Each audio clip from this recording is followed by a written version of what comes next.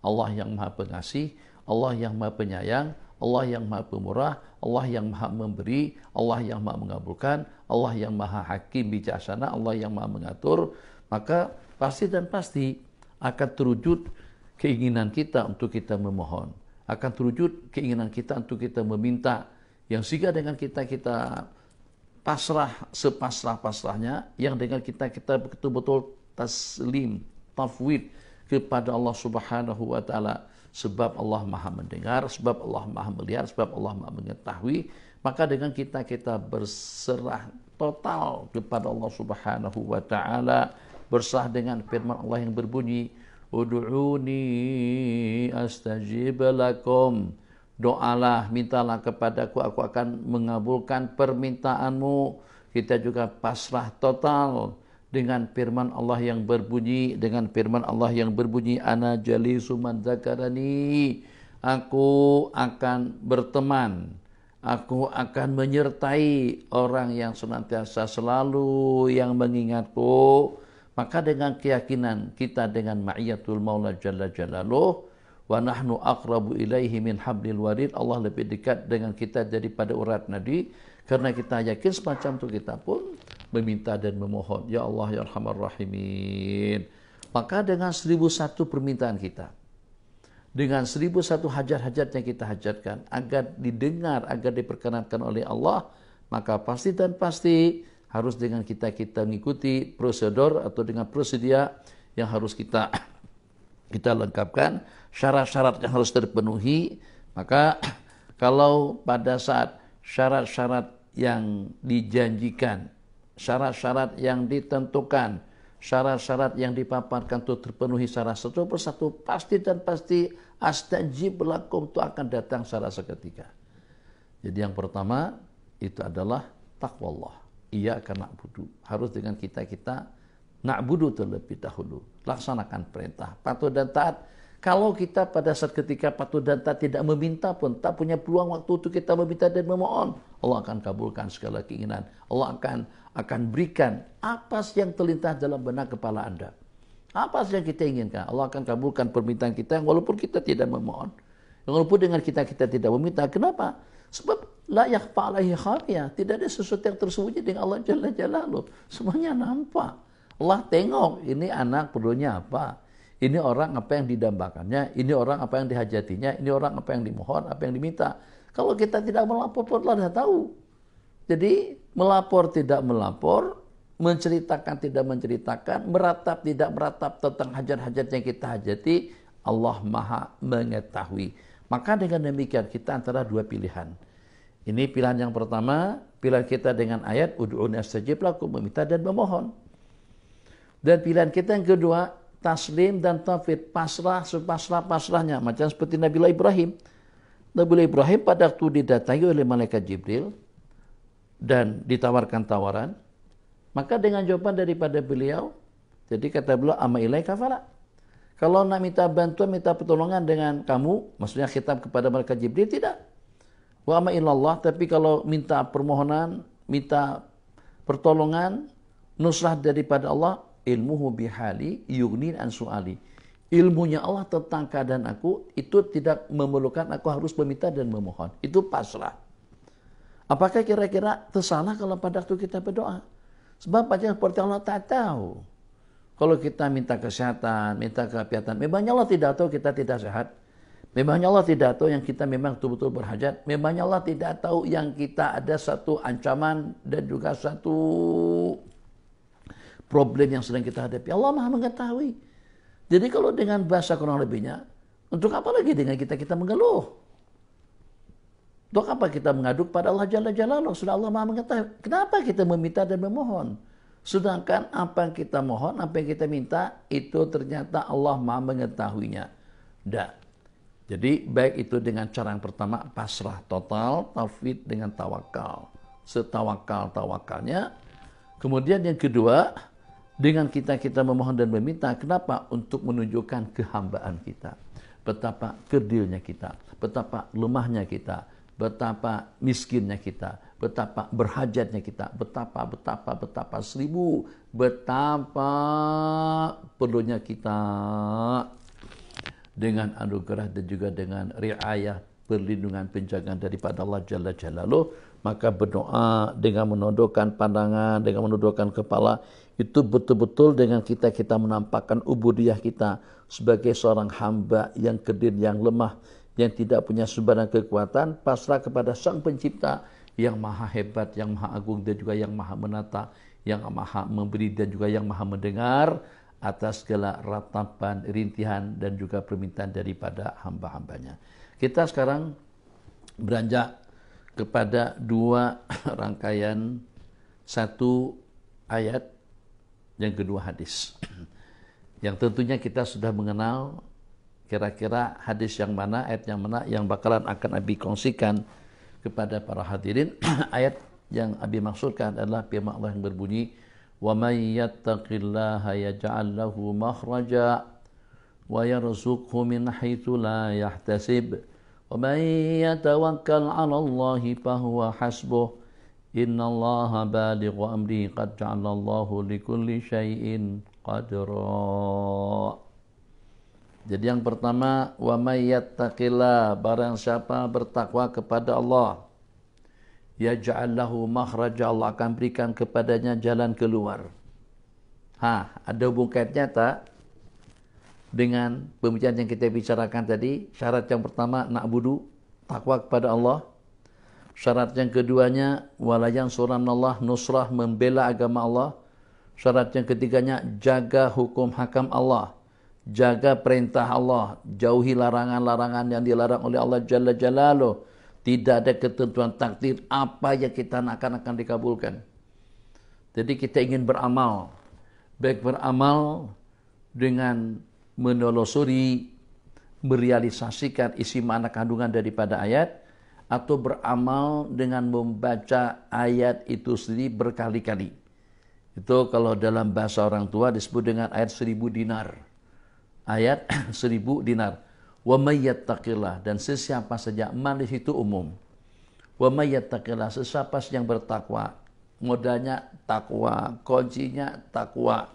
Agar dengan kita akan mendapatkan makhraj secepat yang kita inginkan, secepat kita mengejar Allah, ridhanya Allah, rahmatnya Allah, lebih cepat daripada itu lagi Allah mengejar kita dengan kasih sayangnya, dengan rahmat dan juga dengan pemberiannya. Jadi dalam sebuah hadis diriwayatkan, kalau seandainya dengan seorang hamba itu menuju Allah Jalla Jalaluh, maksudnya menuju ridhanya Allah, shibran, satu jengkal, taqarrabtu ilaihi ba'a, zira'a, aku akan mendekat kepadanya, itu dalam ukuran satu hasta.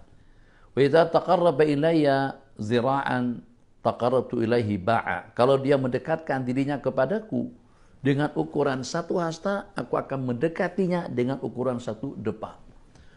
Wa idza atani masyan ataitu harwadatan. Apabila datang berjalan kaki, aku akan mengejarnya dengan berlari-lari. Maksudnya aku akan mengejarnya dengan rahmatku, kasih sayangku, pemberianku, inayahku, pelindungannya secepat kilat. Jadi bukan, mungkin juga pernah kita bahasakan seperti ini. Kalau pada waktu dengan kita mengharapkan dambaan mahabbat daripada Allah Jalla Jalaluh, secepat kita melaksanakan amal dan taat, secepat itu juga pemberian yang Allah berikan. Itu udah betul. Tapi daripada diskusi tadi itu, secepat kita mengejar Allah dengan patuh dan taat, lebih cepat daripada itu lagi Allah akan mengejar kita dengan rahmat dan juga dengan maghfirahnya. Wa may yattaqillaha, dan barang siapa, man di situ sesiapa saja, laki atau juga perempuan, beramai-ramai atau juga secara infiradi, di khalayak orang banyak atau juga pada waktu kita bersendirian, di waktu kita senang atau juga di waktu kita sengsara, di waktu kita lapang atau di waktu kita sempit, dalam semua ahwal tidak ada pengecualian. Mungkin saja yang kadang-kadang kepikiran dengan kita, yalah Syekh, tolong doanya lah. Kadang-kadang ada teman-teman cakap macam ini. Ya juga, dah juga kita berdoa, tapi doa kita taklah diijabahkan. Doa kita tidak diijabahkan oleh Allah Jalla Jalaluh. Bedalah Syekh maqam kita. Kita tak sama nak buat lagu mana. Jadi kita bukan tak minta juga. Tapi ya, Nah, doa kita belum lagi didengar. Belum lagi, itu betul. Bukan tidak didengar. Allah tidak pernah menyalahi janji. Ud'uni astajib lakum. Astajib lakum di situ itu umum. Di mana dengan ud'uni, minta dan berdoalah kamu kepadaku, tidak disyaratkan di situ harus kita sebagai orang yang ahli ibadah. Harus kita orang yang banyak kebaikannya. Harus kita yang banyak amal ubud. Tidak ada. Ud'uni, siapa saja. Astajib lakum, aku akan perkenankan. Tapi kalau pada tuh seorang itu ada masalah, ada problem, ada penangkal daripada astajib lakum, itu tidak berarti sia-sia. Allah akan gantikan dengan yang lain. Minta agar kita murah rezeki, mungkin Allah gantikan agar bagaimana yang dengan kita bersih terlebih dahulu. Agar bagaimana dengan pemberian yang memberikan yang akan membuat kita bersih terlebih dahulu. Yang kita minta adalah rezeki. Yang kita minta keafiatan. Ternyata yang Allah berikan kepada kita itu adalah babat taubah. Keterbukaan hati untuk kita bertobat, untuk kita berinabah kepada Allah Jalla Jalaluh. Kita mohon ya Allah, anugerahkan anak zuriat salihah ya arhamar rahimin. Minta lagi, kita minta doakan dengan tutu guru, kita minta doa dengan pak kiai atau juga dengan orang-orang saleh agar kita mendapatkan zuriat dan juga keturunan. Tapi sampai sekarang Allah belum karuniakan, jangankan ramai satu pun tidak. Itu bagaimana kira-kira? Apakah Allah abaikan permintaan kita? Tidak. Allah Maha mengetahui. Ingat, Allah Maha Hakim. Ingat, Allah Maha bijaksana. Mungkin saja pada ilmunya Allah, kalau kamu nanti ada anak, kalau kamu nanti ada zuriat, mungkin saja kamu akan lengah dan lalai. Mungkin saja karena terlampau cintanya kamu kepada anak sehingga sampai dengan perintah-perintahku terabaikan. Mungkin saja karena terlampau cintanya kamu kepada anak sehingga sampai membuat kamu terbabit dengan perkara-perkara yang diharamkan. Atau juga pada waktu dengan kita minta duit, minta harta, minta jabatan, minta anak, minta apa saja kepada Allah Jalla Jalaluhu, tapi tidak Allah kabulkan. Sebab Allah kabulkan permintaan kita itu dengan perkara-perkara yang lain. Ini yang paling diperlukan untuk orang seumpama dia, itu adalah ketenangan, ketentraman, perlindungan daripada malapetaka, terelak kita daripada bencana, terelak kita daripada musibah. Daripada mana? Ya Allah Rahman Rahimin. Di lokasi yang sama, mungkin juga dengan penerbangan yang sama, mungkin juga dengan kendaraan yang sama, dengan bus, dengan gerbong yang sama, tapi ternyata dia terselamat. Atau juga dalam suasana seperti apa? Masya Allah, tabarakallah. Samping menyamping semuanya senyap diam. Hanya setakat dia seorang saja yang kumar kambir berzikir mengingat Allah Subhanahu wa Ta'ala. Itu mungkin berkat doa yang kau senantiasa selalu meminta kepada Allah agar kamu murah rezeki, agar kamu panjang umur. Allah gantikan dengan mulut yang biasa senantiasa berzikir mengingat Allah Subhanahu wa Ta'ala. Maka dengan demikian ayat yang bermula dengan wa may yattaqillah, sesiapa yang bertakwa kepada Allah, yaj'al lahu makhraja, Allah akan berikan jalan keluar kepadanya. Tanamkan juga keyakinan. Seyakin-yakinnya kalau kita bertakwa, kalau kita bakti, kalau kita taat kepada Allah Jalla Jalaluhu, Allah akan memberikan jalan keluar dalam kehidupanmu. Jadi masalah-masalah yang kita hadapi, kalau kita tidak mendapatkan solusinya, kalau tidak ada jalan keluarnya, nah ya kan kita nak buat lagu mana? Akhirnya terkandas, terbaring, ngelamun, yang pada akhirnya tak ada mood, tak ada semangat. Kenapa jadi semacam itu? Karena kita tidak mendapatkan makhraj. Bukan, tidak mesti dan tidak ada sebenarnya seseorang itu hidup bebas daripada problem. Itu tak ada. Pasti ada masalah. Pasti ada problem dalam hidup. Akan ada ujian. Liyabluwakum, itu pasti dan pasti Allah akan uji. Liyabluwakum.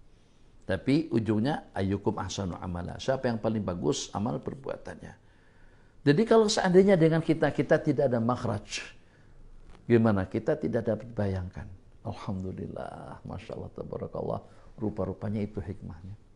Rupa-rupanya ini dia pendahuluan atau juga ini dia bukti yang dapat kita pastikan sebagai balasan Allah kepada kita atas satu perbuatan taat yang kita lakukan, yang dimana dengan kita mendapatkan jalur terbantang lurus depan mata kepala kita, as-siratal mustaqim. Allah tidak menyalahi janji. Wa may yattaqillaha, jangan tidak bertakwa, jangan tidak patuh, jangan tidak taat kepada Allah Jalla Jalaluhu. Wa may yattaqillaha yaj'al lahu makhraja wa yarzuqhu min haitsu la yahtasib. Satu yang pertama, kita akan mendapatkan jalan keluar, pasti akan ada celah-celah, akan ada pancaran cahaya di depan mata kepala kita untuk kita mendapatkan keinginan yang kita inginkan. Satu, kita akan mendapatkan jalan keluar daripada segala problem, daripada segala masalah. Allah tak katakan makhraj itu daripada penyakit, atau makhraj daripada utang piutang, atau makhraj daripada problem yang sedang dihadapi. Ayatnya umum, wa may yattaqillah, sesiapa saja yang bertakwa kepada Allah Jalla Jalaluhu. Jangan lupa, takwa artinya memenuhi segala perintah, menjauhkan diri daripada segala larangan. Ada yang mendefinisikan takwa Allah itu dengan 4 catatan. Yang pertama, al-amalu bitanzil, beramal dengan Al-Quran yang diturunkan. Yang kedua, al-khawfu minal jalil, takut kepada Allah Jalla Jalaluhu. Yang ketiga, al-isti'dadu liyaumir rahil. Yang ketiga, persiapan untuk pergi. Kemudian yang keempat, ar-ridha bil qalil, restu dan ridha dengan apa yang ada yang Allah bagikan. Itu penafsiran atau definisi takwa menurut Sayyidina Ali karramallahu wajhah. Al-khawfu minal jalil, wal amalu bitazil, wal isti'dadu liyaumir rahil, war ridha bil qalil. Ada juga wa adamur ridha bil qalil. Apa bedanya? Ada perbedaan sedikit, tapi mempunyai makna yang sama. Takut kepada Allah yang pertama, beramal dengan panduan wahyu, persiapan untuk pergi. Kemudian yang keempat, wa adamur ridha bil qalil, jangan ridha dengan yang sedikit. Yang sedikit itu adalah dunia. Jangan sampai gara-gara karena grup WhatsApp sampai tidak berjemaah. Jangan sampai gara-gara kena dengan masakan, karena dengan urusan dapur sehingga sampai salat tertangguhkan. Jangan sampai dengan kita cuma hanya sekedar untuk membalas SMS, atau juga dengan kita komen dalam grup WhatsApp sehingga sampai dengan kita tak ada untuk mengaji. Itu jangan sampai dengan kita tidak pandai memilih. Kita sejak daripada kecil sudah belajar matematika. Matematika kenapa kita pelajari? Agar dengan kita pandai memilih, agar dengan kita tahu yang mana yang menguntungkan, yang mana yang tidak. Abi ulang kembali, al-khawfu minal jalil, wal amalu bitanzil, wal isti'dadu liyaumir rahil, wa adamur ridha bil qalil. Takut kepada Allah yang pertama, beramal dengan wahyu, dengan bimbingan Allah Jalla wa'ala, kemudian persiapan untuk kita pergi. Jangan sampai umur terhabiskan untuk persiapan yang bakalan akan kita nikmati selepas kita pensiun, kerja. Sebab pada masa pensiun nanti akan dapat kita nikmati. Lama mana kita masa pensiun untuk menikmati, lama mana masa pensiun untuk kita menikmati harta kekayaan yang kita kumpulkan. Kalau sudah 70 tahun ke atas umur, kenapa Nabi tak sebut 60? Sebab karena Nabi dah pada usia 60, jadi 70 tahun lah. Kalau pada itu sudah 70 tahunan umur, tidur tak nyenyak macam kita pada masa usia 20-an, makan tak sedap dan tak nikmat pada waktu kita saat apiat pada masa 30-an. Dan juga pada saat ketika itu semuanya serba pudar. Tenaganya pudar, keinginannya pudar, semangatnya pudar. Kita punya keinginan yang berapi-api, tapi ternyata lutut tak dapat digerakkan. Dah tak larat je, tak boleh lah. Ini belakang sakit, ini dengan gastrik, ini dengan lutut, ini dengan buah pinggang, ini dengan kencing manis, ini dengan darah tinggi, macam-macam. Tuh masa kita akan menikmati hasil yang kita usahakan sepanjang kita bekerja. Jadi dengan harapan pada masa pensiun kita boleh santai, rehat. Masa pensiun itu tak lama mana. Masa pensiunan itu tak lama mana, tidak lama mana. cuman hanya dalam beberapa tahun saja, yang rasanya lebih lamaan sebelum kita pensiun, sebelum kita pincin, menikmati dunia berbanding dengan kita setelahnya. Kita dengan dunia sejak daripada usia kita dilahirkan sampai pada masa usia 60 tahun. Oke lah, pincin awal umur 55 tahun udah pincin dah. Berapa lama kita akan menikmati? 15 tahun? 25 tahun? Kalau sampai 90 tahun pun usia kita, oke sampai 100. 45 tahun saja masa kita menikmatinya. 55 tahun habis masa kita yang telah lalu. Nah, jadi kalau dengan kita sanggup untuk tungkus lumus, sambung siang dan malam, sehingga sampai terbabit kepada perkara-perkara yang terlarang, agar dengan kita dapat menikmati kenikmatan hidup pada masa pincin nanti. Kenapa tidak punya semangat yang berkubar-kubar seperti itu untuk kita menikmati kenikmatan yang abadi nanti di sisi Allah.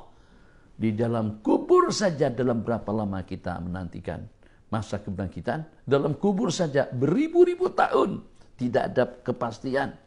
Yang nanti selepas kita berkubur 3, 4, 5, 6 tahun terus kiamat.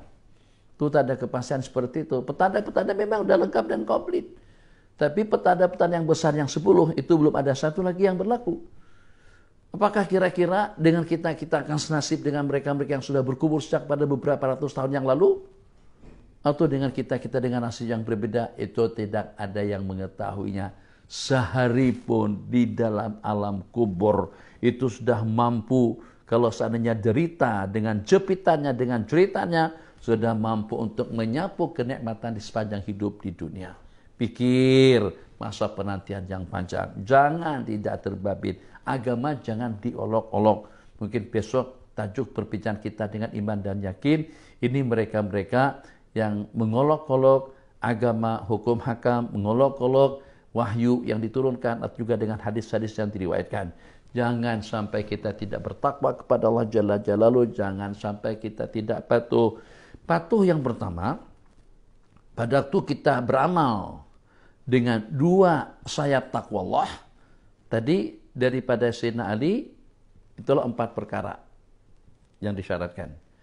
Daripada ulama dan juga dengan yang paling mudah kita pahami, laksanakan perintah, tinggalkan larangan. If'al wa la taf'al. Buat dan tinggalkan. Itu mana daripada takwa. Imtithalul awamir. Menjunjung tinggi. Mungkin barangkali mari kita tingkatkan ketakwaan kita kepada Allah Subhanahu wa taala dengan menjunjung tinggi segala perintah. Nanti ada sebagian paham junjung itu artinya dengan mengangkat. Junjung saja enggak.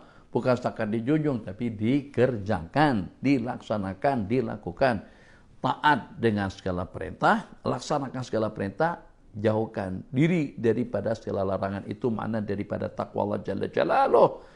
Tercakupi dalam takwa Allah di sana, iyyaka na'budu wa iyyaka nasta'in. Tercakup juga di dalamnya wala yansurunallahu ma yansuru. Tercakup juga di dalamnya ihfazillah yahfazka. Semua yang Allah perintahkan dan Rasulnya itu diantara daripada bagian yang 2 daripada takwa Allah. 1, imtithalul awamir, dan yang kedua ijtinabu an-nawahi, menjauhkan diri daripada segala larangan. Apa yang Allah janjikan? Ya ja'allahu makhraja, Allah akan berikan jalan keluar kepadanya. 1. Wa may yattaqillaha yaj'al lahu makhraja wa yarzuqhu min haitsu la yahtasib. Dan Allah akan berikan rezeki kepadanya daripada sumber yang tidak diduga. Allah.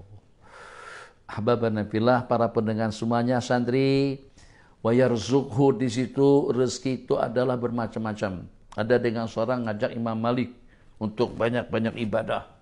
Tinggalkan dunia fatwa, tinggalkan dunia riwayat, tinggalkan pengajian, tinggalkan majlis halal dan haram.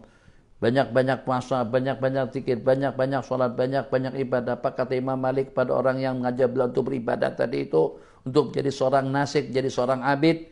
Sesungguhnya rezeki Allah itu muta'addid, berbilang-bilang.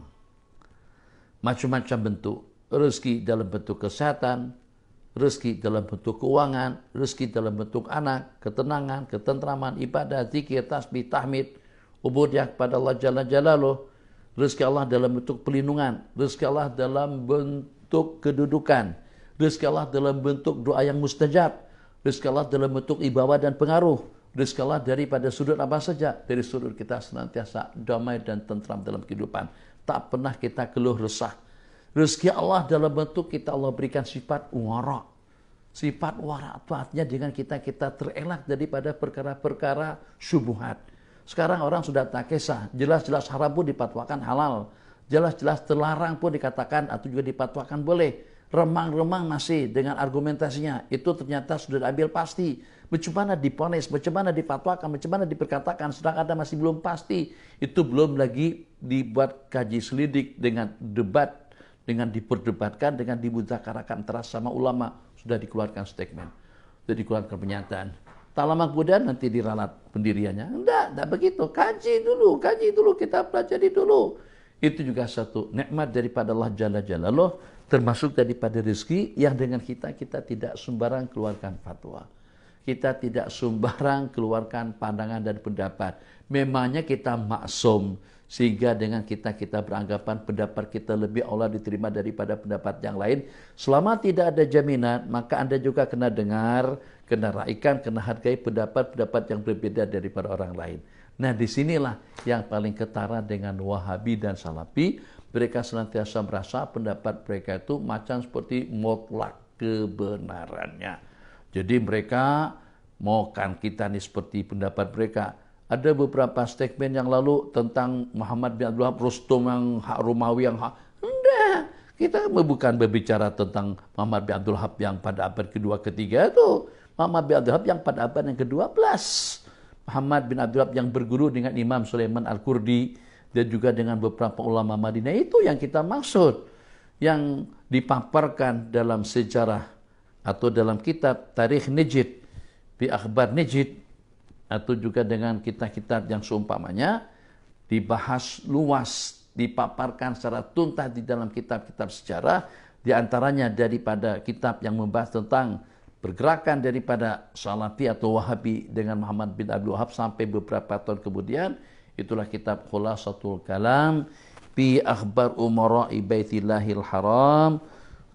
Khulasatul Kalam, perkataan yang ringkas dan tuntas tentang pemerintah amir-amir yang berkuasa di tanah Makkahul Mukarramah bil Masjidil Haram oleh Syekh Muhammad Zaini Dahlan. Kembali, jadi rezeki itu tidak mesti harus dengan duit. Kita pahamnya wa yarzuqhu min haitsu la yahtasib. Allah akan bagikan duit yang melimpah ruah dan banyak kepada kita. Tidak.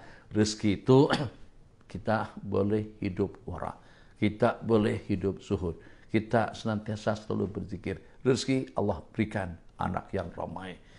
Anak yang bakti, taat setia kepada ma dan ayah itu juga termasuk daripada rezeki. Duit yang berberkat daripada sumber yang haram itu adalah rezeki.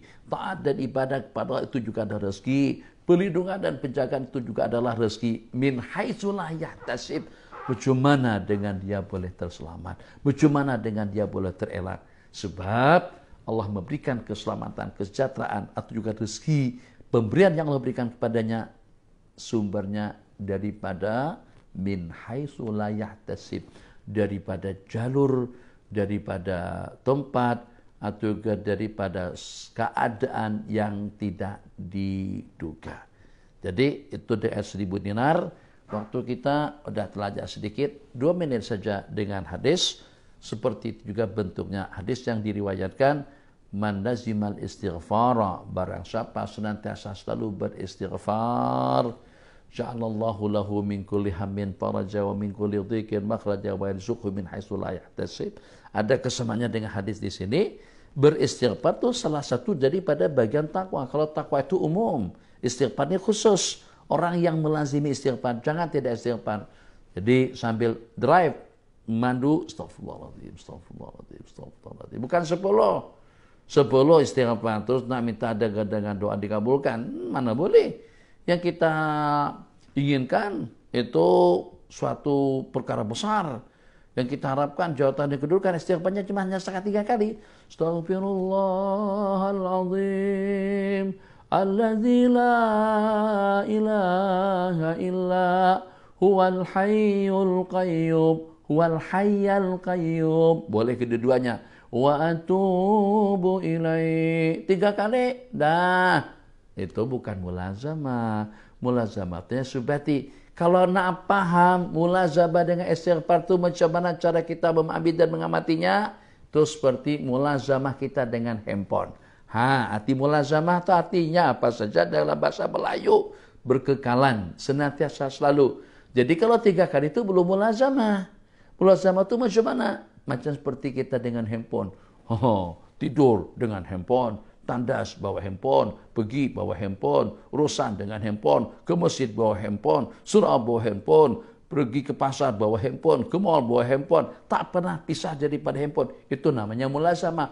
Macam tu sebatnya istighfar dengan kita. InsyaAllah besok kita akan lanjutkan di seputar hadis man lazimal istighfar ja'alallahu lahu min kulli hammin faraja wa min kulli dhiqin makhraja ila akhirih. Selamat. Mudah-mudahan dengan kita mendapatkan penjagaan dan pemeliharaan daripada Allah Jalla Jalaluh. Allah senantiasa selalu berikan taufik hidayah, kesehatan, kesembuhan, keafiatan kepada kita dan juga pada saudara-saudara kita yang sedang sakit, yang sedang mendapatkan rawatan di hospital, di klinik-klinik, dan juga di tempat-tempat terapi mana saja, agar Allah angkat penyakit mereka, Allah berikan keafiatan kepada mereka, keafiatan yang tidak mensisakan penyakit dalam tubuh mereka, sehatan wa afiatan, dengan keafiatan la tughadiru saqama. Hadza billahi taufik wal afu minkum. Wassalamualaikum warahmatullahi wabarakatuh.